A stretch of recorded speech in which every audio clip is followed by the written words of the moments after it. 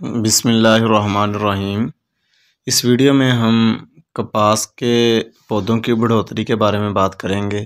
سخت اور خشک موسم کپاس کے پودوں پر بہت ہی زیادہ منفی اثر انداز ہوتا ہے۔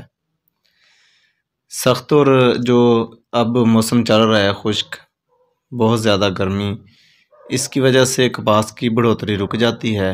اگر کپاس کے اوپر پھل یا پھول لگا ہوا ہے تو پھل اور پھول کا گرنا یا کیرا جو ہے وہ سٹارٹ ہو جاتا ہے، جھلساؤ کی بیماری کا حملہ ہو جاتا ہے۔ اس کے علاوہ پتا لپیٹ وائرس بھی شدید خشک اور سخت موسم میں حملہ آور ہو جاتی ہے۔ سب سے جو زیادہ خطرناک چیز ہے وہ سفید مکھی ہے۔ سفید مکھی کا حملہ بھی اس موسم میں سٹارٹ ہو جاتا ہے۔ جوئیں بھی سخت اور خشک موسم میں کپاس پر حملہ آور ہوتی ہیں۔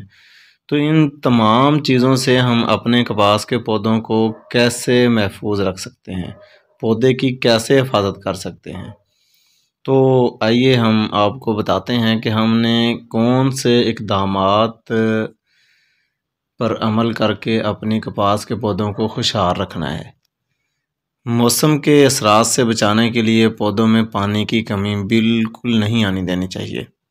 اس کے بعد خوراک کا سپرے کرنا چاہیے بار بار۔ اس موسم میں پودے کو سب سے زیادہ فاسفورس کی ضرورت ہوتی ہے، تو خوراک کے سپرے کے اندر امائنو ایسڈ آ جاتا ہے۔ امائنو ایسڈ ہم سفارش کریں گے جعفر برادر کا ایل امائنو ایسڈ ہوتا ہے۔ اس کے بعد آپ ایزا بیان کا بھی سپرے کر سکتے ہیں۔ ایزا بیان کے علاوہ آپ ایف ایم سی کا امائنو ایکس بھی استعمال کر سکتے ہیں۔ تو کسی اچھی کمپنی کا این پی کے بھی استعمال کریں، بار بار تبدیل کر کے خوراک کا سپرے اپنے کپاس کے پودوں پر لازمی کریں۔ اس کا کوئی زیادہ خرچہ نہیں آتا، 400-500 روپے آپ کے 1 ایکڑ پر خرچہ آنے والا ہے۔ تو اس کے بعد کیمیائی کھادوں کی جگہ نباتاتی متحرک سپرے کریں۔ یہ بھی آپ جیسے کے لیف ہے، کے لیف کا سپرے کریں۔ کے لیف کے اندر سلفر اور پوٹاش ہوتی ہے، تو اس کا سپرے آپ کو بہت زیادہ فائدہ دے گا۔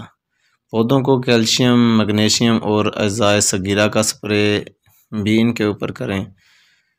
پوٹاش ڈالیں، این پی کے کا سپرے کریں۔